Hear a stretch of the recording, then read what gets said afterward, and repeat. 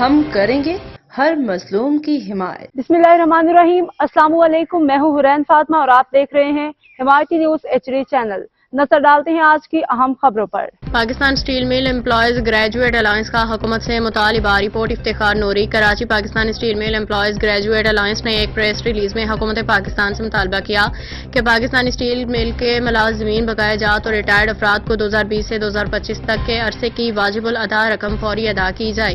ترجمان کے مطابق 2900 سے زائد ریٹائرڈ ملازمین کو گزشتہ کئی برسوں سے بقایا جات کی ادائیگی نہیں کی گئی، جس کے باعث بزرگ ملازمین شدید مالی اور ذہنی اذیت کا شکار ہیں۔ پریس ریلیز میں مزید کہا گیا کہ 2017 کے بعد سے ملازمین کو کوئی اضافی مالی فائدہ نہیں دیا گیا، جبکہ CBA چارٹر آف ڈیمانڈ میں ملازمین کے حقوق واضح طور پہ درج ہیں۔ تنظیم نے مطالبہ کیا کہ CEO بورڈ آف ڈائریکٹرز ملازمین کے واجبات کی فوری ادائیگی کو یقینی بنائے۔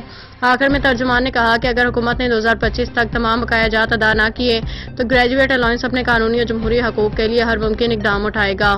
بسم اللہ الرحمن الرحیم۔ میں ہریانہ اسٹیل ٹاؤن سے ہاتھ باندھ کے درخواست کرتا ہوں، شہر سے لوگ آ گئے ہیں، ٹھٹھے سے آئے ہیں، گاروں سے آئے ہیں، مکلی سے آئے ہیں، شہر کے بڑے لوگ ہی میرے ساتھی جو میرے جاننے والے تھے وہ یہاں پاکستانی مارکیٹ میں پہنچ چکے ہیں۔ ہریانہ اسٹیل ٹاؤن، میں آپ سے گزارش کرتا ہوں خدا را جلدی پاکستانی مارکیٹ میں آؤ، جمع غفیر ہے۔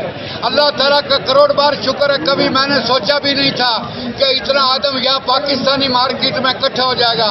اللہ تعالیٰ نے ہمارے لیے سبب پیدا کر دیا ہے۔ اللہ نے شمشاد قریشی کے دل میں رحم ڈالا ہے، تو یار شمشاد قریشی کے لیے نہیں، اپنے لیے آؤ۔ میں آپ سے درخواست کرتا ہوں اور آپ کو واسطہ دیتا ہوں، آپ کو اپنے بیوی بچوں کا واسطہ دیتا ہوں، خدا را پاکستانی مارکیٹ پہنچنے والی بات کرو۔ اللہ تعالیٰ ہمارے مسائل حل کرے اور اللہ تعالیٰ ہمارے جو لیڈر ہیں ان کو اللہ تعالیٰ صحت کاملہ اجر عطا فرمائے۔